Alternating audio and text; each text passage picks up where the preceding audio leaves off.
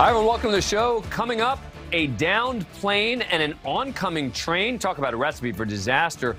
Luckily, police officers were on scene. We will show you that unbelievable video.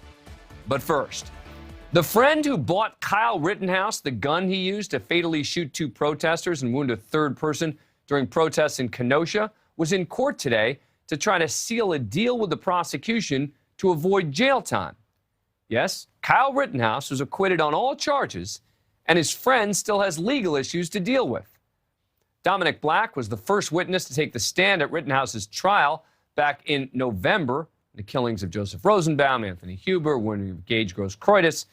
Prosecutors had initially charged Black with 2 felony counts of delivering a dangerous weapon to a minor, resulting in death, because Black readily admitted he bought and stored the AR-15 style Smith & Wesson rifle for then 17-year-old Rittenhouse months before the shooting. Now, here's what Black said during the Rittenhouse trial. We were going up and we had stopped at a store that was local to buy like clay pigeons and ammo. Kyle had also wanted a gun similar to the one I had. He did not, or I did not have the money for it, so he said he would pay for it. I told him that wasn't a good idea. He wasn't 18, but we came to an agreement to where he could have it once he is 18. It would be kept at my house until then. So it kind of went on from there. What kind of gun was this? An AR-15. But it was obvious the prosecution's case against Black would fall apart after Judge Bruce Schroeder dismissed the charge of weapons possession by a minor against Rittenhouse during the trial. Remember this? Turns out a subsection of the Wisconsin statute that prosecutors were relying on applied only to short-barreled shotguns, short being less than 16 inches, and this weapon was longer than that. Today, the prosecution acknowledged to the same judge who oversaw the Rittenhouse trial that it now has really no case against Black, saying that both because of the judge's legal ruling on the Rittenhouse weapons charge and because a jury found Rittenhouse not guilty, it does not seem appropriate to move forward with felony charges against the friend. Now, this is prosecutor Thomas Binger still insisting the judge got it wrong on the Rittenhouse weapons charge. I personally disagree with the court's ruling, but I respect that ruling. And I believe that if this case were to go forward in this court against Mr. Black, that the court would reach a similar legal conclusion with regard to these 2 charges. So while I do believe that the charges were proper initially, things have changed since then. Now, Black pled no contest to violating a county ordinance by contributing to the delinquency of a child and has to now pay a $2,000 fine. So Kyle Rittenhouse is acquitted of all charges, and his friend still has to plead and pay a fine. Joining me now is Dominic Black's attorney, Tom Cotton. Thank you so much for coming on the show. Really appreciate it. All right, let me ask you this first. How did this plea agreement come to pass? Well, it was a product of negotiation like all plea agreements are. We had discussions with the district attorney's office. We set forth our position on what an appropriate resolution would be. And ultimately, the district attorney's office agreed with our approach. First of all, I got to apologize to you. You are not Senator Tom Cotton. You are Tony Cotton. And I apologize to you. I'm sorry. I cover politics too much. I had Tom Cotton on the brain. So sorry about that. Maybe someday, Senator Cotton. Who knows? Yeah. All right. Now, why not dismiss the charges entirely? I mean, I assume you pushed very hard to have these charges dismissed. Why wouldn't the prosecutors do it? We did push hard for that. Ultimately, we were confident that if we pushed this in court, that the judge would make the same decision for our client that he made for Mr. Rittenhouse.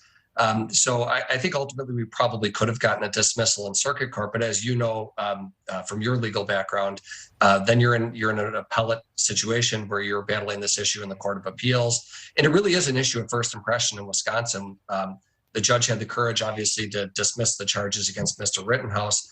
Had he done so for our client, we probably would have been in a procedural posture where we're going to the Court of Appeals because the state could appeal that ruling. So we wanted to avoid that if we could. We were looking for finality. We wanted to reach a resolution that we felt was fair and ensured that Dominic wouldn't have a criminal record, which he doesn't.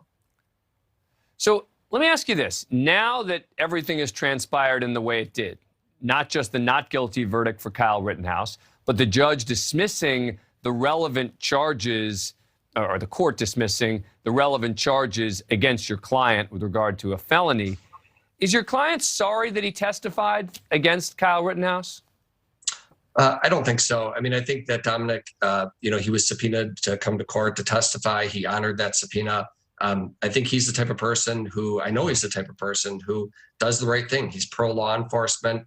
As you know, he made a statement shortly after this incident when he was questioned by the police. And I think that's Dominic's character. He's somebody who, if he's asked either to testify, to make a statement, or to provide information, he'll do so. And I think he testified honestly and truthfully. That really is the most important part of what we do, is making sure if somebody testifies that their testimony is truthful, and Dominic certainly was.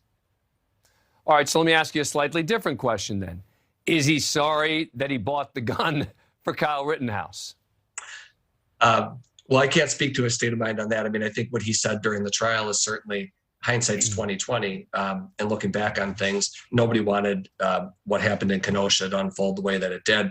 Both of these young men have their lives completely altered forever, for good or bad. So I do think there's certainly reflection. I don't know that I would say that he's filled with regret. I think this has been a learning experience, and the resolution is definitely fair. And I've got to believe for your client, this is sort of one of those almost surreal moments, the way that he got caught up in this, right? I mean, he goes and the guy's 17, buys the gun. He claims that he was going to hold it for him until he was 18. But then, everything transpires, and suddenly he's caught up in one of the biggest cases in the country. Definitely. I think your description of calling it a surreal experience is exactly what this has been. And that, that's ultimately why we resolved it the way we did, because if you have the opportunity to avoid a criminal conviction, you'd be foolish to reject that. It's good to resolve the case without any criminal conviction certainly for Dominic and for anybody in his shoes. So to be clear, what does it mean then that he's pled to this county ordinance then if he's not going to have any kind of criminal record? What's the distinction there?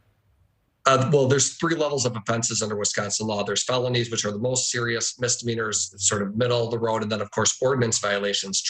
Think of like traffic tickets, underage drinking, speeding. So that's the offense, if you will, that we negotiated a resolution for. It carries no jail, carries no criminal consequences, no probation, and certainly Dominic going forward will be able to say he has no criminal record as a result of what took place. Is your client still friends with Kyle Rittenhouse?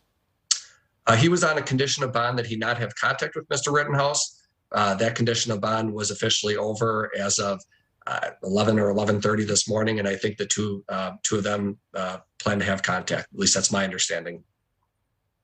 Okay, but you don't know if they did or not yet. Yeah, I mean, not that that's really breaking news. I mean, oh my goodness, they had contact at 1 o'clock today. I mean, right, I agree with you. There's a bit of a who cares there, but they're going to have contact. I think they're going to have contact. I think they've gone through a crazy experience together, and I think they will. Yeah. All right. Tony, not Tom Cotton, thank you very much for coming on the show. Really appreciate it. Thanks, Dan. I love your show. Thank you. Thank you. Coming up, punishing the parents for the crimes of the child. That is what is happening in Michigan. The mom and dad of Ethan Crumbley, teen accused of shooting up his school and killing 4 students, have to stay behind bars even awaiting trial. Is this a dangerous precedent to set? That's up next.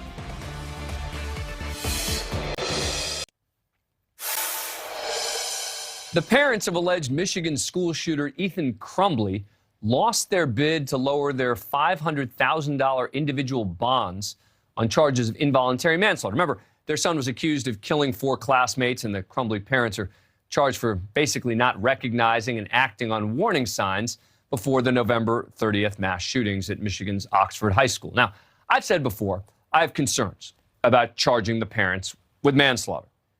I'm arguing that the parents, James and Jennifer, should be denied bail. The prosecution highlighted an extramarital affair Jennifer Crumbley had been having. Here's how the defense responded. The information provided by the prosecution related to extramarital relationships is not only clearly irrelevant to the issue of bond or any criminal responsibility, but is also a clear intention by the prosecution to create a conflict between the parties. The defense had asked that the bond be lowered to $100,000, and they said they'd agree to GPS tracking devices tethered to the Crumbley parents. They argued that Ethan had actually hid information from the parents. In Ethan's journal, which was provided in discovery, he explicitly states, and I quote, that he has to find where his dad hid the firearm. This statement, in Ethan Crumbley's own words, the prosecution references an incident involving torturing animals and Ethan Crumbley keeping a bird head. His parents were completely unaware that Ethan had engaged in any sort of torturous behavior. They had no knowledge of an incident involving a bird head. Now, the prosecution argued that the Crumbley parents were well aware of their son's actions and did nothing despite all the red flags. They bought him what he desperately wanted, a 9mm Sig Sauer handgun. They bought that for him on November the 26th of 2021. Now, we know they bought it for him because we have the video from Acme Firearms that shows Ethan Crumbley standing next to James Crumbley. Then we also know that Ethan Crumbley posted a picture of him holding that firearm that same day, talking about his new firearm. He went shooting with his mother, Jennifer Crumbley, at another shooting range on November the 27th. She posted on her social media page about her shooting the firearm and about his new Christmas present. Prosecution also argued that the Crumbleys, this is the most important argument to me with regard to the bail, is they say they're a flight risk because of how they acted in the days after the shooting. Once they were taken into custody, they possessed Jennifer's Social Security card, more than a dozen credit cards and gift cards, 4 cell phones, $6,600 in cash. And 2 of those cell phones were tracked burner phones, and 1 they had smashed in an attempt to destroy it. Your Honor, these are not the actions of individuals who wanted to turn themselves in. All right, that's, pretty persuasive. But the defense fighting back, saying that the Crumbleys needed to leave their home as they were at risk. Prior to being charged and arrested, they had received and been made aware of a plethora of threats to their lives and to their safety, and had to leave their home. And the major question for me is not, were James and Jennifer Crumbley's actions wrong as parents? Of course they were. But involuntary manslaughter and effectively denying them bail? Joining me now is a former member of Michigan's highest court, the Supreme Court, Justice Kurtis T. Wilder. Thank you so much for coming back on the program, Justice. We appreciate it. It's nice to see you, Dan. Let me ask you this. What did you make of the prosecution's argument about this extramarital affair? I mean, this really does seem like an effort to sort of divide the parents to try and get maybe one to testify against the other. You could be right on that. The judge obviously didn't think that those facts were relevant in any respect. The judge made findings only, as you found persuasive, about flight. That was what was at issue for the judge. Would they show up for their trial? And the trial court made a number of findings that suggested that she had some concerns that the parents would show up for trial. They had all this money. They had phones. They had removed their cars and hidden the license plates so that they couldn't be detected. And I thought it was significant that they were in a hotel right across the street from the sheriff's department, and they moved to a location, and it's somewhat in debate whether they were in touch with their lawyers or not. But clearly, it was the police had to track these people down. They had a manhunt out for them and had to arrest them going into the art gallery where they were staying, even so far as not responding to the police when the police called out for them. So I think those were really the facts that were significant to the court in not reducing the bail. I hear you, and it just does feel to me like the prosecution is engaging in some cheap shots here with regard to the parents. Let me play you a piece of sound. This is from the prosecutor, again, making the argument, this is number 2, arguing about why they should keep the much higher bail. With regard to ties in the community, there are no longer existing ties in this community, but even more importantly, the only ties these two individuals have, other than their son, who is awaiting trial, is their ties are out of state. Both defendants' families live in Florida. So what, is the argument that they're going to flee to Florida? I mean, you know, that's not some grave concern if they're going to flee. If the concern is they're going to flee to their families in Florida, they're going to get caught in Florida, they're going to get sent back, and they're going to have enhanced charges on their hands. Well, the problem is they don't have any stable place in Michigan where they can stay. They're selling their home, and they don't have a stable address. And the only stable address they have and stable contacts they have are in Florida. Clearly, the bond conditions would require them to stay in the state. So once the court is not sure that they know exactly where they're going to be if they reduce the bond and they are able to bond out, it is a concern that the only ties that you have are out of state. Let me play, this is number 5. This is from the defense, basically responding to the prosecution's claims on the bail argument. The prosecution in this case is trying to avoid the fact that the defense had repeatedly tried to contact them and to connect all day to make plans to turn our clients in on the charges that that had been sworn to at noon that day. So, Your Honor, they were not trying to flee, Your Honor. They are not a flight risk. That's a lawyer putting their credibility on the line by saying, we contacted the prosecutors repeatedly to try to get them to allow them to turn themselves in. And it sounds like the argument is, and the prosecution wasn't responding. That's a big statement coming from the defense. That is a big statement, and the judge really didn't take the bail or go after that particular issue. The trial judge just kind of sidestepped it and said, well, there was some evidence that they weren't in contact with their lawyers. And I do recall there were some arguments about the sheriff's department trying to get in touch with the parents and not being able to get in touch with them, not being able to find out from their lawyers where they were. And remember, they left Oakland County and went into Detroit, which is in Wayne County. And they could have easily called the police and said, here's where we are. Come get us. Yeah, no, I know. But let me move on from the bail. I've only got a minute or so left. Big picture here. Are you concerned about the precedent that this sets where you start charging the parents with the crime of involuntary manslaughter for effectively not doing enough? Well, I think this is where it's going to get very interesting because the prosecutor revealed that they have 2 theories in charging involuntary manslaughter. One of them is gross negligence. The other one is parental failure, basically failure to perform parental duties. And that last one really does concern me. The gross negligence standard doesn't concern me as much. If someone is grossly negligent, they have information, and what they do and failing to act causes the death of a number of people.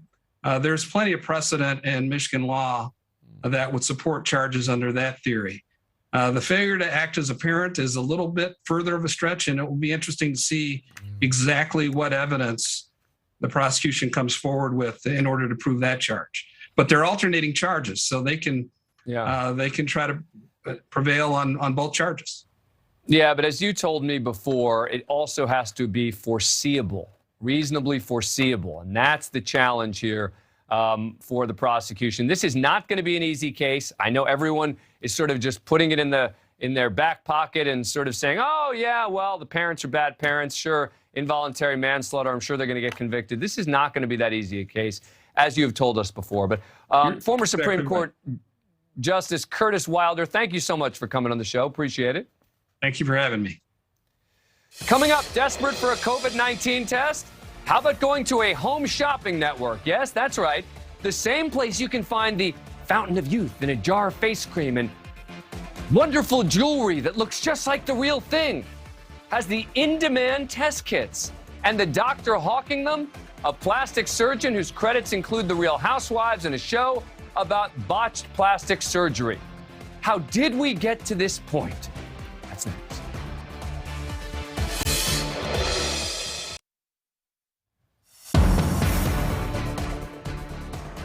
Time now for our Mediaite Moments, where we check in on the day's bias, buzz, and bull in the world of cable news and beyond.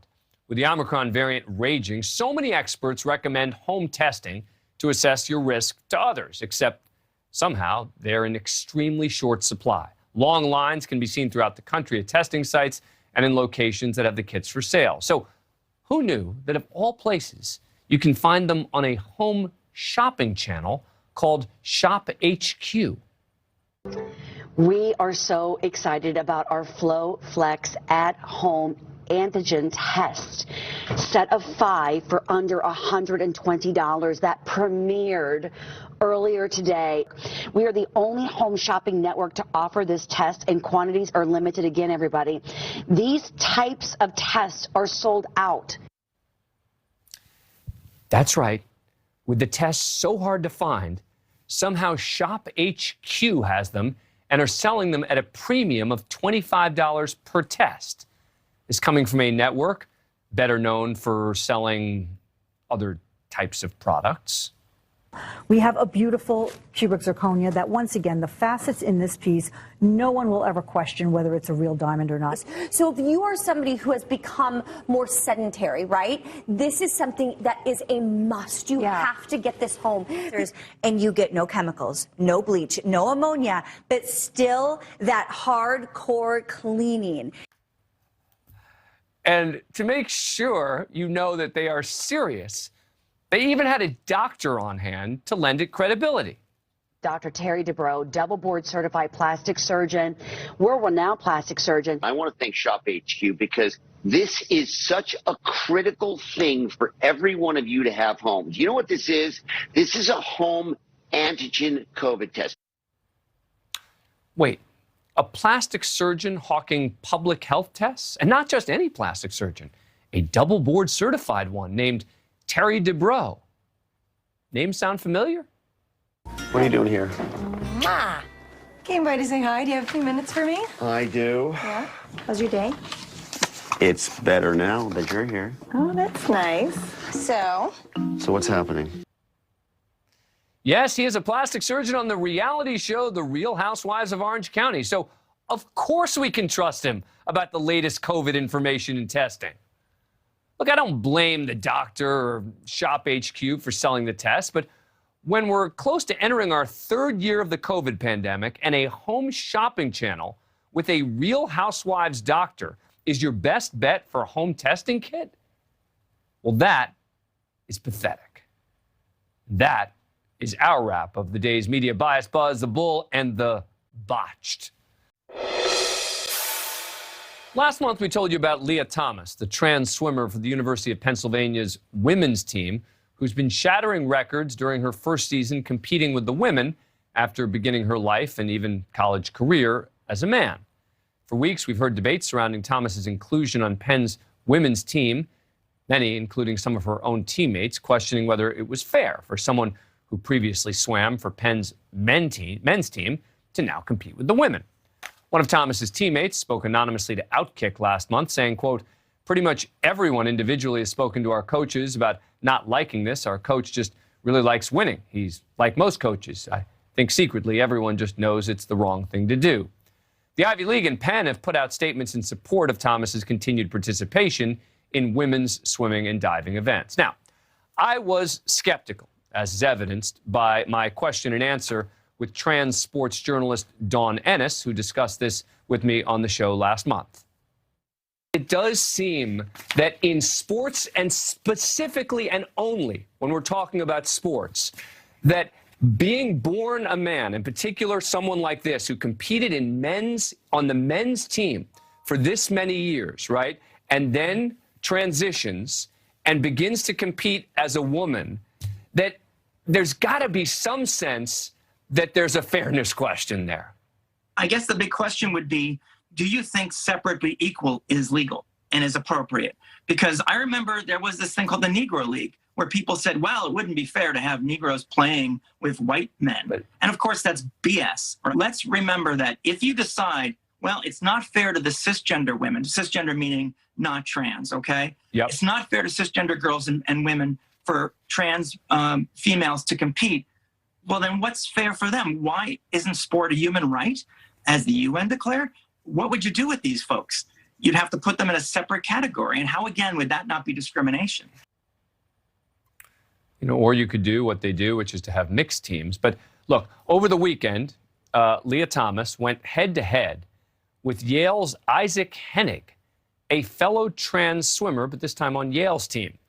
Hennig took home a win in the 100-yard freestyle, the only event that featured the two trans student athletes competing head-to-head. But there's a big but here.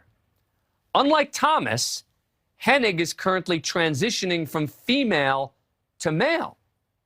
So while Hennig has undergone a double mastectomy known as top surgery, Hennig is only allowed to compete with the women because he didn't start the testosterone therapy. Hennig has been a major part of Yale's women's swim team since being a freshman, helping the Bulldogs win 2 Ivy League championship relays in their freshman season and finishing as a conference finalist 5 times. Leah Thomas, on the other hand, finished 6th, almost 2 full seconds behind Hennig. Now, here's the way the NCAA rules have worked on this since 2011.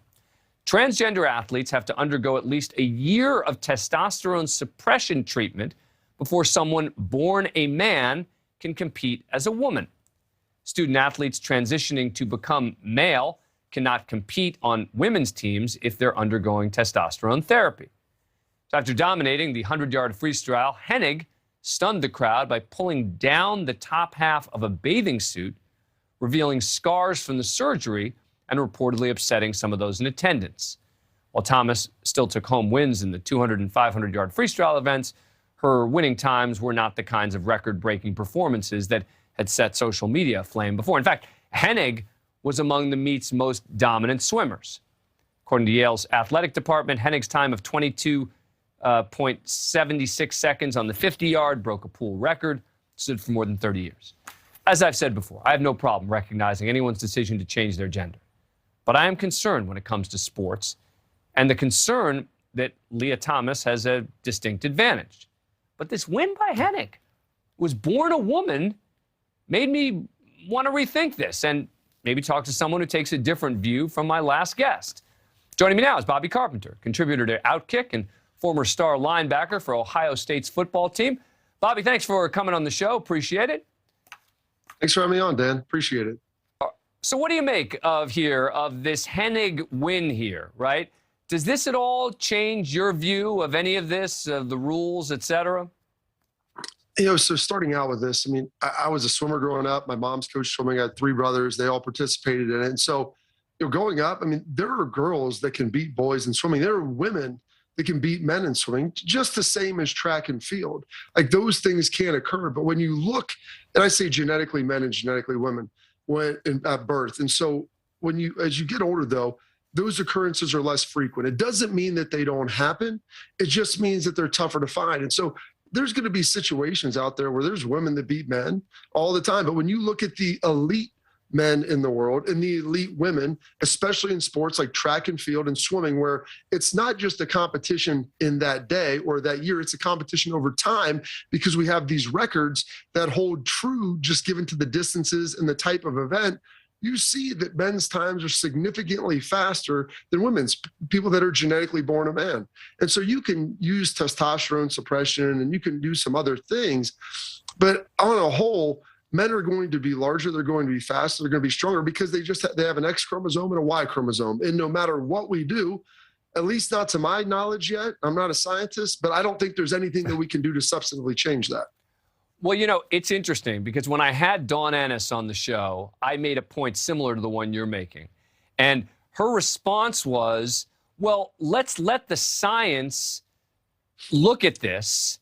And if it turns out that you're right, Dan, or Bobby, then fine, let's revisit it.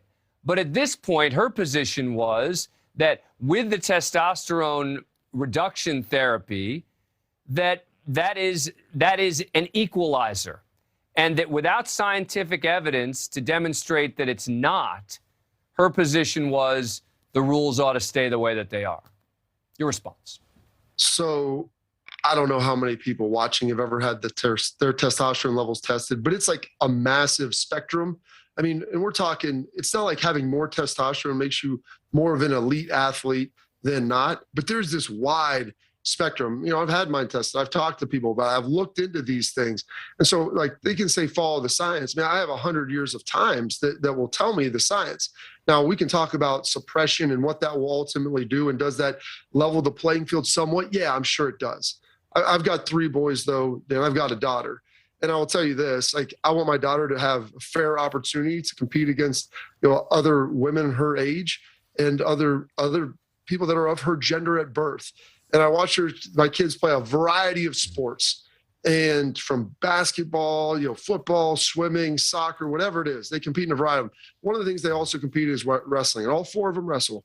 And I watched my daughter wrestle a girl, and she did very, very well. I watched her wrestle 2 boys, and I'm sitting there watching. I'm talking to my mom, we're talking to my wife, and these stories have come up, and I'm like, you can't tell me that there's not a difference in strength. My daughter is a very strong and gifted athlete. And so looking at that and understanding this, like, they can say that, you know, follow the science. I've heard follow the science, Dan, for the last 2 years. And the problem is sometimes you follow it in a circle and it leads you right back to where you were when you started. So let me ask you, so what do you make generally of the NCAA rules? I mean, the rule specifically says that, and this is number 1, that a trans student athlete being treated with testosterone suppression medication for gender identity disorder, et cetera, for the purposes of NCAA competition may continue to compete on a men's team, but may not compete on a women's team without changing it to a mixed team status until completing 1 calendar year of testosterone suppression treatment. So you think the NCAA has it wrong? Here's the problem. For most anything else, when we start talking about like blood doping in sports and steroids and all these things, they have specific numbers. And all of the guidance that I've seen, there hasn't been anything that's been concrete where here's the level you need to be at. And the reason that is because it varies so wildly by person. I'm all for equal opportunity, making sure that, you know, men have an opportunity, women have an opportunity. And I don't want to see opportunities from genetically born women being taken from people that are genetically male at birth, given the fact that they're more physically advanced. And so I don't know what the right answer is. I know that the NCAA, they're not ahead of anything. You can look at how they've sat on college football and tried to figure that thing out. They don't have the answers for anything. And so what they do is they try to placate to everyone and just slow play it and wait until there's some overarching ruling that they can just grab onto. They're really good at cashing checks, but not really good at solving problems. And so with that, like, they need to put in some hard numbers of this is where you have to be, or create maybe some sort of third lane. I'm not trying to eliminate opportunity. I'm just for giving people fair opportunities to compete. All right. Well, I had Dawn Ennis on last time. I had Bobby Carpenter on this time, allowing you guys to decide. Bobby, great to have you. Thanks for coming on. Appreciate it. And my pleasure, Dan. Anytime. Up next, a man now facing federal charges accused of repeatedly threatening the life of former President Donald Trump. Presidents and high-ranking officials get threatened all the time. What made this threat so serious and scary is coming up.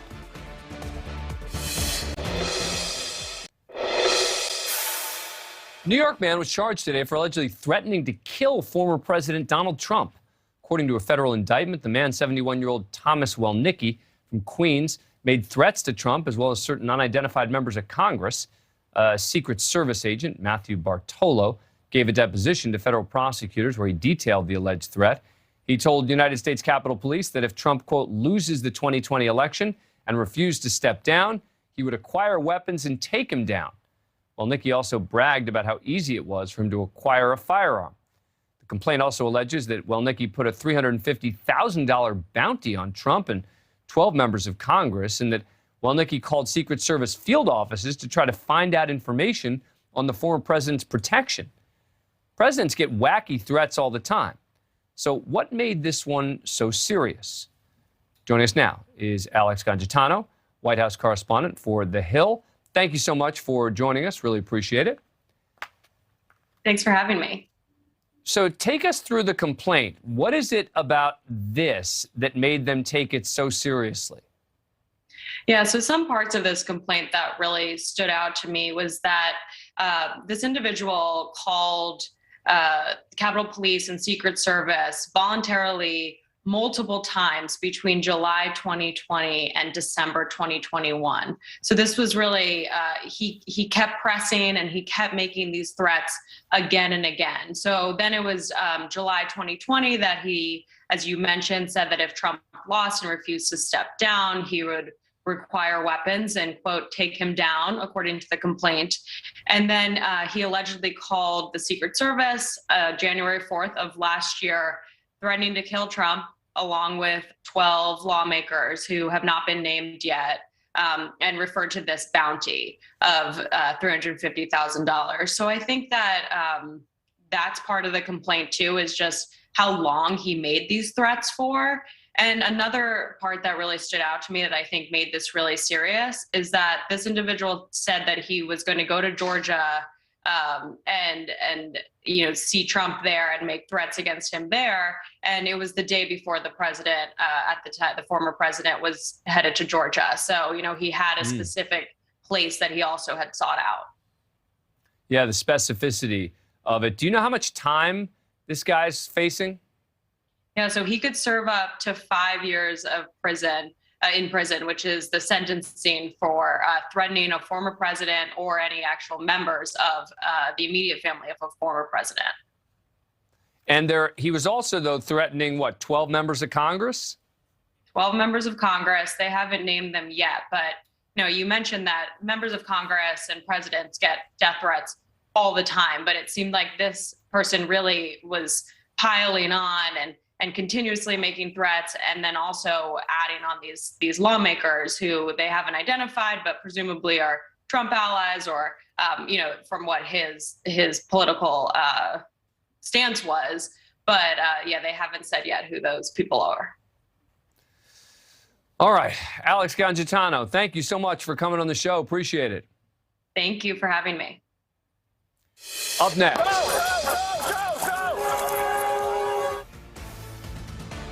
It's a race against time and a speeding train. When the LAPD arrives after a pilot makes an emergency landing literally on train tracks, the amazing body cam footage is next.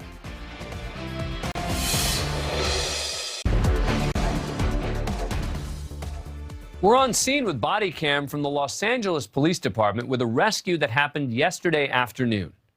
Officers rushed to the aid of a pilot who was in a small plane that had just crashed right after takeoff from a county-run airport.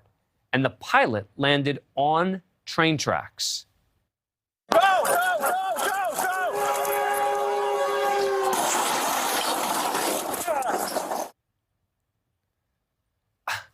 Police got the pilot out of the Cessna, you saw it there, just seconds before a commuter train roared by with its horn blasting, smashing into the downed aircraft. You heard officers yelling, "Go, go, go," just before impact. At least one officer was seen trying to get the engineer to stop, but there just wasn't enough time. The pilot was the only person aboard the plane. He had cuts on his head as officers pulled him from the aircraft, and he was taken to a hospital. Police have not released the pilot's name or condition, but the LA County Department of Public Works tweeted that the man suffered minor injuries. The LAPD Valley Bureau said the plane lost power leading to the crash. The FAA and the National Transportation Safety Board are investigating. Joining me now, once again, Sean Sticks Larkin, retired Tulsa Police Lieutenant. Sticks, good to see you. All right, so you as well. This one is different than some of what we ordinarily see, but again, it shows officers just having to think fast. Yeah, you actually took the words right out of my mouth. It is different than some of the videos that we've shown, here on your show. But like another show I hosted, PD cam, police officers do all kinds of things. I mean, yes, there are the foot chases, the adrenaline rush of a car chase, the officer-involved shooting situations that we've, seen here on your show. But this is the day in the life of being a police officer. You just never know what's going to come your way. And listen, I'm not trying to be funny here, but this gentleman, you talk about having, quote unquote, 9 lives. I mean, this guy crashed a plane on a city road and survives. And I think they said it was something like 4 seconds was the difference in the time they pulled this guy out of the plane and that plane was hit by the train. I mean, he literally two near-death experiences in a minute or so. Yeah, the train was coming as police pulled him from the plane. Let's just see and hear that one more time. Go, go, go, go, go!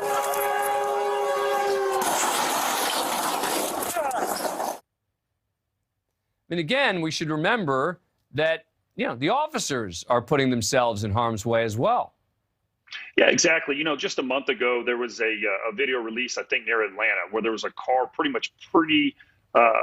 engulfed in flames. And officers were running up there, again, risking their own lives or at least injury from burns to pull this person out and save their lives. Happened, a few months ago as well as down in Austin, Texas. Same type of deal.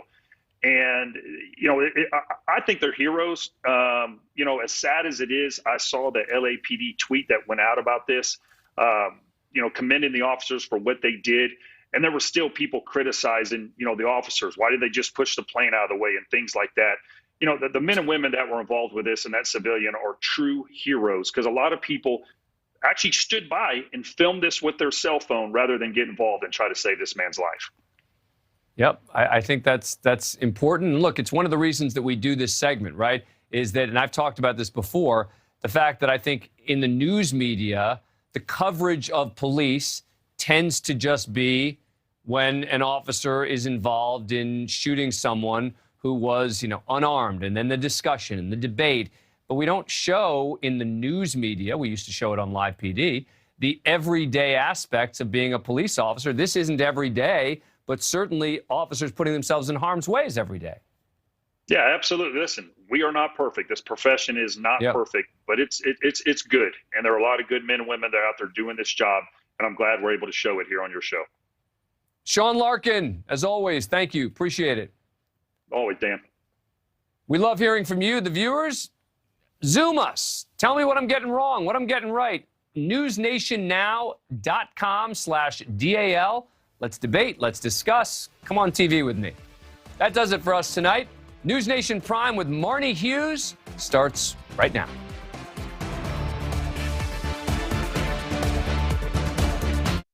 Thank you for watching. Click the red subscribe button below so you can get more of News Nation's fact-driven, unbiased coverage.